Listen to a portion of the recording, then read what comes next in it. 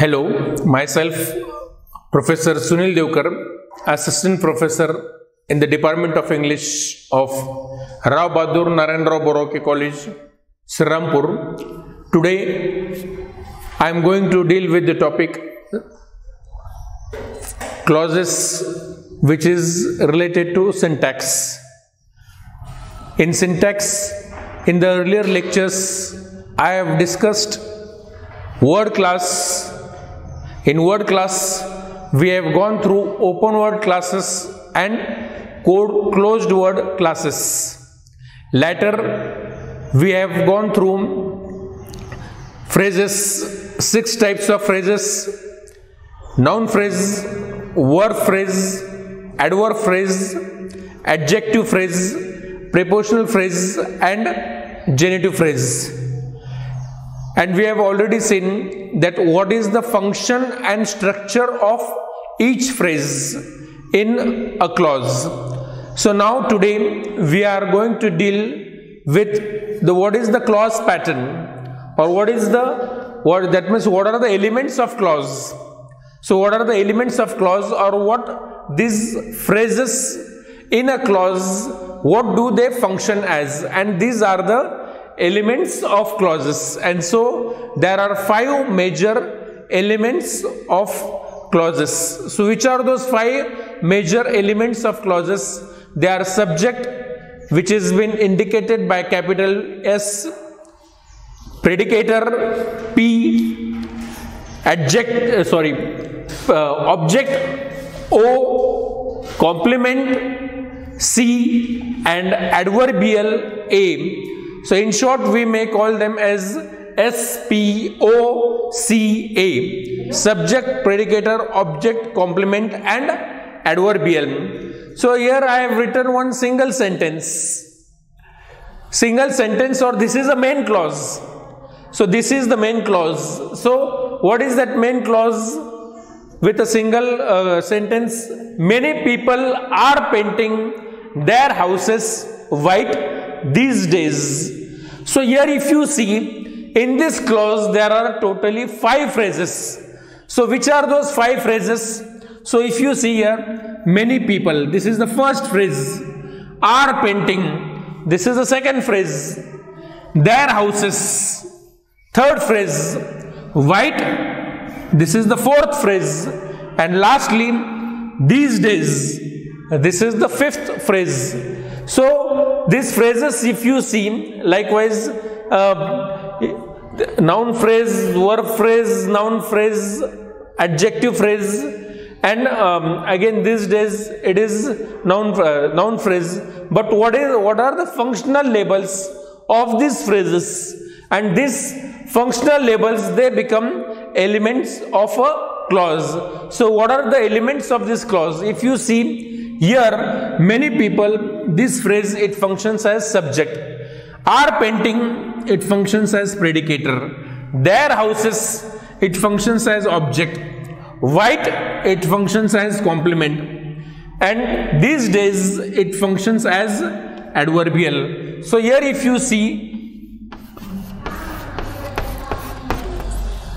the element of this clause is subject, predicator, object, complement, and adverbial. So all the 5 elements, they come in this single sentence. So this justification, if a question, if it comes, what are the elements of a clause? Elements of clauses. So here in a sense, in this single clause, so we have mentioned all those 5 elements of a clause, that is subject, predicator, object, complement, and adverbial. Now I will turn to predicator and subject. So we will deal one by one. So if you see what a predicator and subject, so there is always a close connection between predicator and subject, or subject and predicator. So how is that? That means here it has been concord between subject and predicator regarding to what? That is number, that is singular predicator, or person, first person, second person. So likewise, accordingly to it, there is always a concord, there is always a connectivity relation between subject and predicator. If that means singular subject, singular predicator, so in that manner, so there is a relationship. So when we say birds fly, So likewise, birds are flying. So that if the tense it changes, likewise, but the relationship between subject and predicator, it is always there. So that it should be properly pointed out. So here I have given you some examples. So which are those different examples? Many gentlemen prefer drinks. Many gentlemen. So here if you see many gentlemen, so this first phrase, it is subject. Prefer, it is predicator. Drinks. So just see, many gentlemen. Gentlemen, it is plural. And the predicator, it is also plural. So plural subject, plural predicator. So that's why we have said that there is a concord. There is a concord between subject and predicator. In case of what? In case of number and person. So in case of number and person, there is always a concord. So here when we say many gentlemen, M-E-N, many gentlemen prefer drinks. So that means plural subject, plural predicator. So there is a relation. Next, in the second example, you can see this gentleman, M-A-N, man, singular. So this gentleman, so the predicator, it is also singular predicator, prefers. So that is the singular predicator. So many gentlemen prefers drink. Sorry, here this gentleman prefers drink. And in the earlier sentence, many gentlemen prefer drinks. Plural subject, plural predicator. And here singular subject, singular predicator. So if you see, likewise, here in a sentence, so in the box are 6 skulls. In the box are 6 skulls. So here we know, if a sentence, if it starts with a particle, it cannot function as a subject, or that phrase, it cannot function as a subject. So here in a sense, in the box. So in the box, here what is it? The functional label of in the box, it is adverbial. So here we cannot say this is subject. So this is adverbial. Yes, this is prepositional phrase. But what is we know? What is the function of prepositional phrase? The function of a prepositional phrase, it always functions as an adverbial in a clause. So in a box are 6 skulls. So here we see, so adverbial, predicator and subject, the clause pattern. So if you see here, the clause pattern of this, it is what? It is adverbial, predicator and subject. The subject, it comes at the last. So in the box are what? 6 skulls. Then see, again the next 4th sentence, the box contains 6 skulls. So here the box, naturally, what is the box itself is, it is what? The box itself, it indicates that this is singular. The box, single box, specific, determiner, it has been used here. So the box, it is singular and the predicator contains. So here are 6 skulls. Are 6 skulls? This skulls, it has a reference to those 6 skulls. When the subject, even though it has came at the final position, but the predicator, it has the reference, are 6 skulls. And here when we say the box is singular. The box is singular and at the same time contains. It is just like when we say prefers, contains. So here also the sun rises, we say the sun rises in the east and sets in the west. So the box contains. So singular subject, singular predicator. And even though the position of the subject, it might change, but it always has a relation. That means it always has a relationship with the subject. The predicator, it always has a relationship with the subject. So that thing we should keep in mind. So likewise, as I have dealt here with predicator and subject. So predicator and subject, and what is the relation? Which it has been clearly noted here. So further, now I will turn to object and complement. So we know that means object and complement, they are closely connected to predicator in terms of meaning. So they are closely connected to predicator in terms of meaning and typically by action or state. So we know you can say object and complement, they are closely connected to predicator in terms of action or state. So complement, it looks like subject, but it has characteristics of subject and complement. So subject or complement. So just see, John dislikes Mary. So here these are the examples so which I have given you. So John dislikes Mary. So John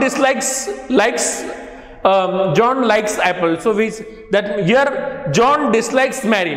So what is here? Subject John, predicator dislikes, and object is what? Mary. So John dislikes Mary. Subject, predicator, object in the first sentence. In the second sentence we say Mary is a scoundrel. So scoundrel is what? It is the characteristic. It is the characteristics. What is Mary? Mary is scoundrel. She is deceptive. She is scoundrel, you can say. So Mary is scoundrel. And in the third sentence we have brought together, John called Mary a scoundrel. So John called Mary a scoundrel. So in this third sentence we see these four phrases. Their functional label, it is what? Subject, predicator, object and complement. So likewise, so how it is correlated? Object and complement. So here we can see object, what? John called Mary, what? A scoundrel. So as we have said, that is that it has a close connection. So what does he call? John called Mary, what? A scoundrel. So a scoundrel. So there is a close relation. So there is a close relation with what? Object and complement. What is Mary? Mary is a scoundrel. So Mary is a scoundrel. She is deceptive. So that attitude, it has been clearly mentioned here. You can say, so object and complement. So then, that means what I am explaining you, initially I have told you the word classes. Each and every word, it has a word class. So here I have not mentioned any noun, verb, adjective, adverb. Here I am speaking about what? Here I am not even spoken about the phrases, but I am dealing with the functional label of these phrases in a clause. And this, it is related to what? It is related, that means clauses, they themselves, they related to the function of a clause. What do they function in a clause? In a clause, what is their function? And as I have clearly mentioned you, subject, predicator, object, complement and adverbial. So in these phrases, as I have told you, this is the functional label. What do they function as?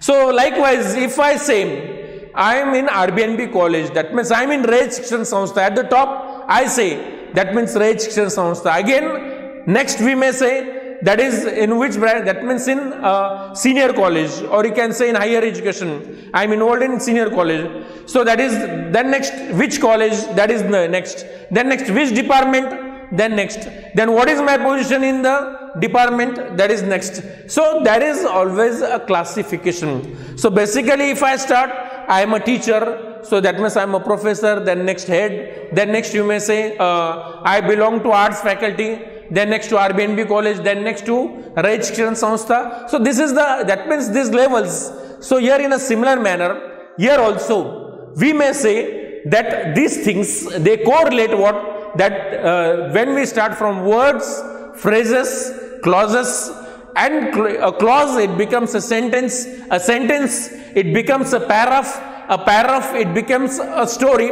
and a collection of a story.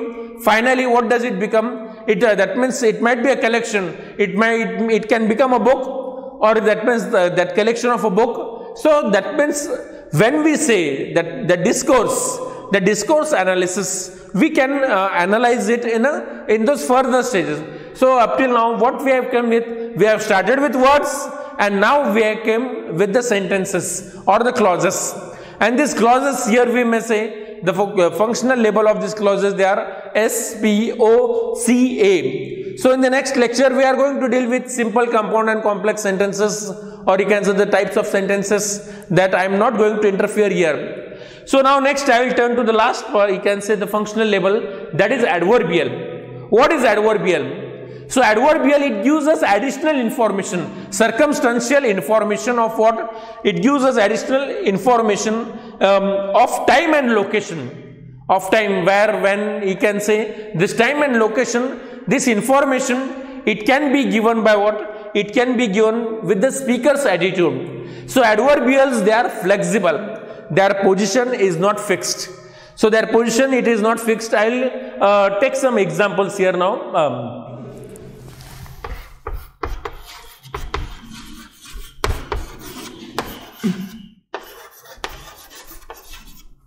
Actually, he works at home very rarely these days.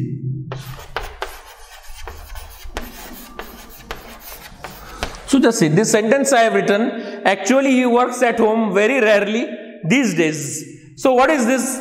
This is a complete clause. This is a complete clause. And if you, that means first of all, if it might be any sentence, first of all, we should identify the verb and then the subject, because it is easy to understand the sentence. So that means, as I have told you, the position of adverb or adverbial, it is not fixed. In a sentence, it might come at any place. It might come at any place, and we feel difficult to understand. So generally, what do students do? Whatever it is written at the initial position in a clause, they call it as a subject, but that is not the thing. So we should be able to identify the subject and predicator first, and then it is easy to identify the remaining clause. So here, what is the subject in this clause? Subject and predicator. So here, he is the subject. So here, he is the subject. So he identified, it is subject. Then next, works, action. What does verb tell us? It tells us about the action of the subject. So it is the action of the subject. So works is the action. So here, this is the predicator. This we have identified. And likewise, we can make addition. He works at home. He is working in the house. Actually, he works at home very rarely these days. So here we can see here now at the same time. So the other phrases, actually, at home, very rarely, these days, all these are what? All these are adverbials. What are these? These are adverbials. How we can call these as adverbials? Because they give us additional circumstantial information. That means he works. The sentence might be completed. But by adding these phrases, actually, he works at home. Again, at, it is preposition. That additional information is given. Very rarely. Again, you can say this information. And these days. So here you can say, we can change the position in a different manner also. So that means he very rarely works at home. So this sentence, it might be written, he very rarely works at home. So just see, he very rarely. I have brought what? This adverbial in between what? Subject and predicator.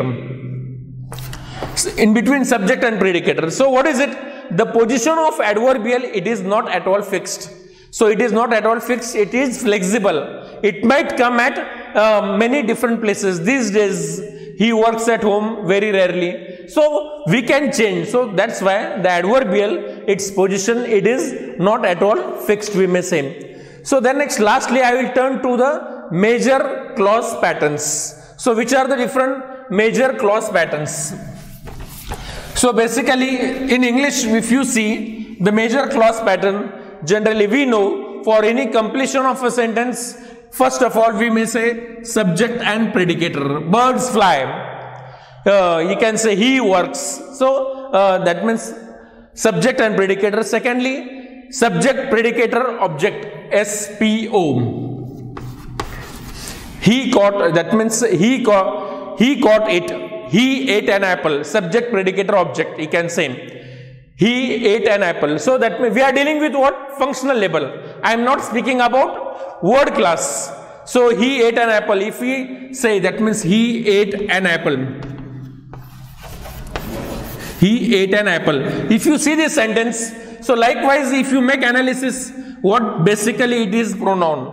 It is head word. Then next, what it is noun phrase. And what is the functional label? It is subject. I am not speaking about these things, whether it is pronoun, whether it is the head of noun phrase. But here the functional label, here I am speaking about the functional label, it is subject, predicator and object. SPO. So subject, predicator, object, that is the second. Subject, predicator, indirect object. Third, SPOI. Subject, predicator, indirect object. She served him. So for example, She served him. Subject, predicator, indirect object. She served. Him is indirect object. So she served him. You can say she served him an apple. She served him some water. So that means Ram gave Sita an apple. Again, the next clause we may say subject, predicator, indirect object and direct object. So Ram gave Sita an apple. Sita is what? Indirect object. What is a direct object? The direct object is an apple. So Ram gave Sita, indirect object, SPOIOD. So next, subject, predicator, complement. Subject, predicator, complement. So subject, predicator, complement. He is a doctor. So that means he is a doctor. She is clever. She is clever. Clever is what? It is adjective. But what is the functional label? It is complement. He is a doctor, even though it is a noun phrase. But what is the functional label? It is the quality. What is? He is a doctor. So that profession it is, and that's why in functional label it functions as a complement. Then next we may say subject, predicator, object, direct and complement.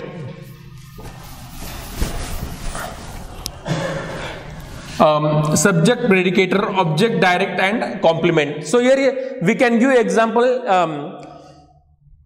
Subject, predicator. He proved her a liar. He proved her a liar.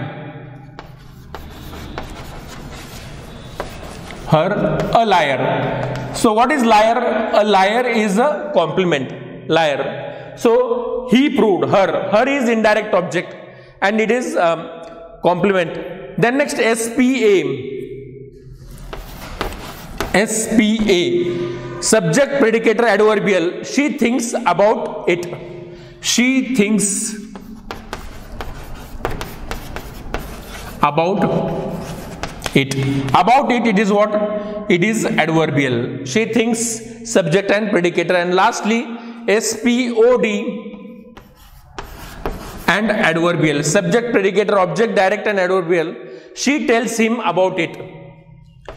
She tells him about it. So here you can say it is what? This is object, direct, and this is again adverbial. So these are the, you can say 5, 6, 7, 8. Likewise, so these are the major clause patterns. So these are the major clause patterns. So in short, today I have dealt with the topic clauses, and which are the, that means basically we have seen the elements of clauses, and at the same time we have also gone through the major clause patterns. So the elements of clauses SPOCA, and what are the major clause patterns. So that also these major 8 clause patterns I have also dealt with. So to my, that means this much is enough for your understanding of the topic clauses. Alright, I will stop here. Thank you.